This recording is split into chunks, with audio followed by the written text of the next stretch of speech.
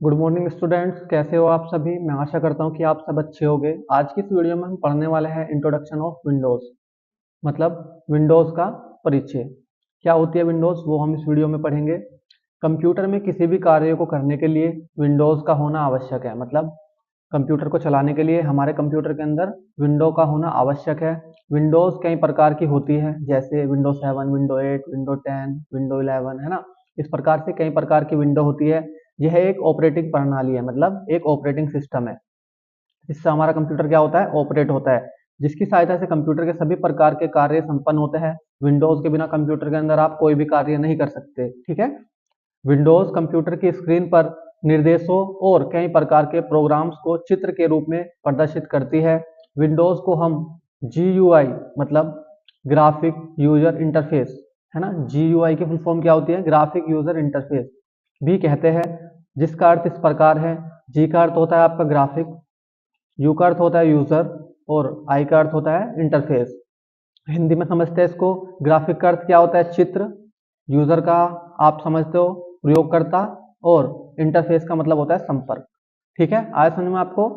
Windows पर आधारित operating प्रणाली में हम माउस की सहायता से किसी भी विकल्प को क्लिक करके खोल सकते हैं और उसमें अपनी आवश्यकता के अनुसार कार्य कर सकते हैं। आप विंडोज में माउस से किसी भी जो आपका प्रोग्राम होता है उसको माउस की सहायता से आप उसको खोल सकते हैं, ठीक है। आगे चलते हैं अब पढ़ने वाले हैं हम डेस्कटॉप। जब आप कंप्यूटर में विंडो ओपन करते हैं तो सबसे पहले आपके सामने क्या आता है, डेस्कटॉप आता है। तो डेस्कटॉप को पढ़ते हैं क्या होता है।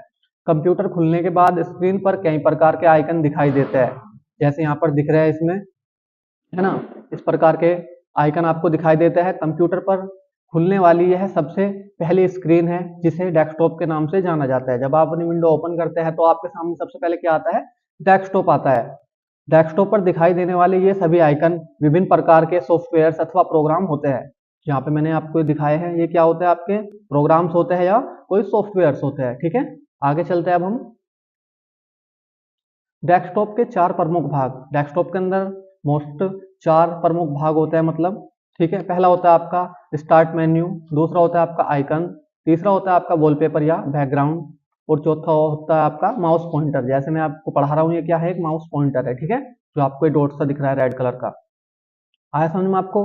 अब पढ़ने वाले हैं हम विंडोज के इंटरफेस आइटम के बारे में।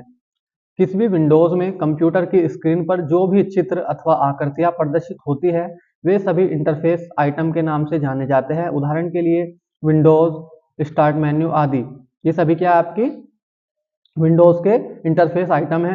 इन्हें माउस द्वारा क्लिक करके आसानी से खोला जा सकता है, ठीक है। आया समझ में आपको। आगे चलते हैं अब पढ़ने वाले हम विंडो के बारे में कि विंडो क्या होती है।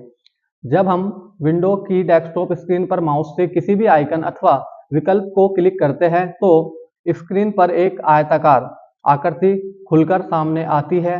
इसी आयताकार आकृति को विंडो कहा जाता है। जैसे भी हम कोई भी प्रोग्राम खोलते हैं तो आपके सामने इस प्रकार से एक आकृति आती है। उसमें इधर की साइड आपको कंट्रोल बटन दिखते हैं, ठीक है, जिसमें मैक्सिमाइज, मिनिमाइज, है ना, क्लोज, ये सभी बटन होते हैं, ठीक है। उसे क्या कहते हैं, हम विंडो कहते हैं। विंडो के सामान्य 14 भाग होते हैं। जब आप कोई भी प्रोग्राम ओपन करते हैं तो उसके कुल 14 भाग होते हैं। इन सभी का संक्षिप्त परिचय इस प्रकार है। सबसे पहले हम पढ़ने वाले हैं कंट्रोल बॉक्स के बारे में।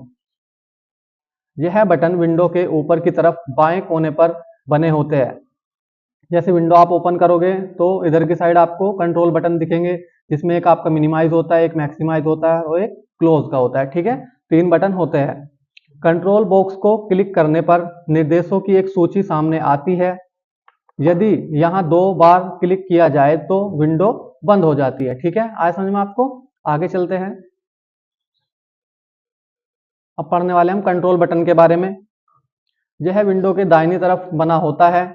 इसमें 3 बटन होते हैं। इन तीनों बटन को संक्षिप्त जानकारी निम्नलिखित है, मतलब इन तीनों बटन की संक्षिप्त जानकारी हम पढ़ने वाले हैं। कंट्रोल बटन आपके इस प्रकार से होते हैं जो मैंने आपको बता दिया है, ठीक है। पहले पढ़ने वाले हम मिनिमाइज बटन के बारे में।